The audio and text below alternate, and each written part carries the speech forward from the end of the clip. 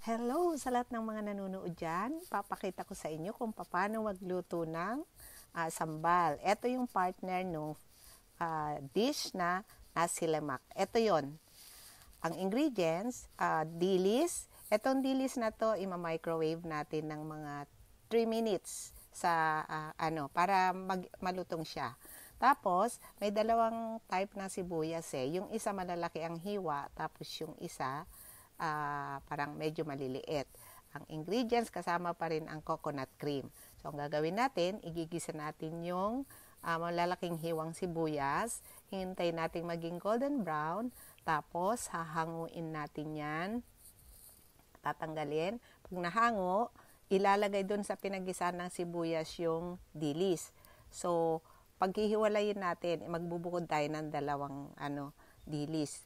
So, pagkatapos, igigisa natin yung sibuyas ulit, yung malalaki ang hiwa, may kasamang luya, garlic, yung pandan, tapos hinalo natin yung blended na sibuyas din, luya, at saka garlic.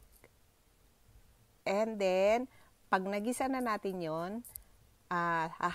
lalagyan natin ng chili paste. Ito yung medyo mild na chili paste kasi minsan gusto nila yung sobrang anghang. So igigisa natin yan, halu-haluin natin hanggang sa lumapot. Tapos hintayin natin na maiga yung medyo mawala yung sabaw kasi nagsasabaw yun Tapos pagkatapos nun, dadagdagan ulit natin ng yung super anghang na chili paste. Yung mga chili paste na yan, pre-cooked na yan. Niluto na namin yan. Kasi para mas mabilis. Tapos, dadagdagan ng konting lemon juice para hindi maasim. Tsaka halu-haluin ulit hanggang sa lumabas yung mantika nung ginisa nating gravy dyan sa gilid. Pag lumabas yung mantika, ihahalo yung dilis na hilaw at saka yung dilis na microwave. Tapos, lalagyan natin ng konting sugar para magbalanse yung lemon at saka yung tamis.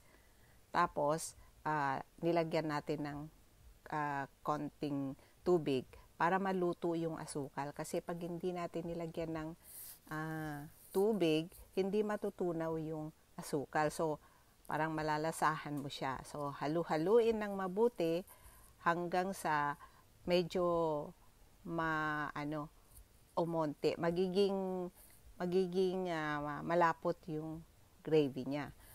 So, pag medyo malapot na, idagdag natin yung kalahating box na coconut cream. Tapos, pakuluin natin hanggang sa mawala yung tubig. Kasi hindi maganda pagka medyo matubig Ito yung partner nung nasi lemak na napakasarap. Napakasarap po. Ito yung paborito kong dish ng Malaysia. Ito na siya. Luto na siya. Pag nagustuhan niyo ang aking video, paki-like and share. Maraming salamat. Hanggang sa muli. Heto yung plating ng aking nasi lemak. Thank you.